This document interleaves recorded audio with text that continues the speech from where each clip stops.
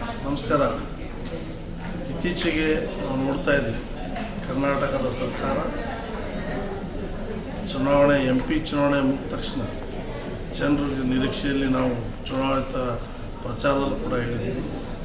ಎಲ್ಲ free scheme ಕೊಡೋಗೋಸ್ಕರವಾಗಿ ಸರ್ಕಾರದ ದುಡ್ಡು ಸಾಲದಲ್ಲದೆ ಪೆಟ್ರೋಲು ಮತ್ತು ಡೀಸೆಲು ಹೆಚ್ಚಳ ಮಾಡಿದ್ದಾರೆ.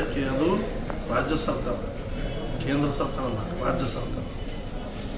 3 ರೂಪಾಯಿ ಪೆಟ್ರೋಲ್ ಮೇಲೆ ಏರಿಕೆ ಮಾಡಿದ್ದಾರೆ, 3.5 ರೂಪಾಯಿ ಪ್ರತಿ ಲೀಟ್ರಿಗೆ ಡೀಸೆಲ್ ಮೇಲೆ ಏರಿಕೆ ಮಾಡಿದ್ದಾರೆ. ಇದರ ನೇರ ಹೊಣೆಯನ್ನು ಇವತ್ತು ಪ್ರಜೆಗಳ ಮೇಲೆ ಹಾಕಿ ಈ ಫ್ರೀ ಸ್ಕೀಮ್ ಓಡೋಗೋಸ್ಕರವಾಗಿ ಜನರ ಮೇಲೆ ಮತ್ತಿಷ್ಟು ಭಾರ ಏನು ಈ ಕೇಂದ್ರ ಸರ್ಕಾರದ ಹಾದಿಯಲ್ಲಿ ಹೋಗೋದನ್ನು ಬಿಟ್ಟು 3.5 ರೂಪಾಯಿಯನ್ನು ಏರಿಕೆ ಮಾಡಿದ್ರೆ ಜನರ ಬದುಕು ಯಾವ ಮಟ್ಟಿಗೆ ಹೋಗಬೇಕು. ಈಗಾಗಲೇ ಬೆಲೆ ಏರಿಕೆ ಗಗನಕ್ಕೆ ಹೋಗಿದೆ.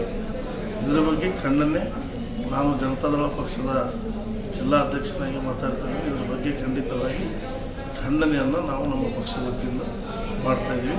ಸರ್ಕಾರ ಕೂಡಲೇ ಇದರ ಬಗ್ಗೆ ಕ್ರಮ ತಗೊಂಡು ಮೊದಲೇನು ರೇಟ್ ಇತ್ತು ಅದೇ ರೇಟ ಇವರು ಕೊಡಬೇಕಂತೇಳಿ ನನ್ನ ಒಂದು ಆಗ್ರಹ.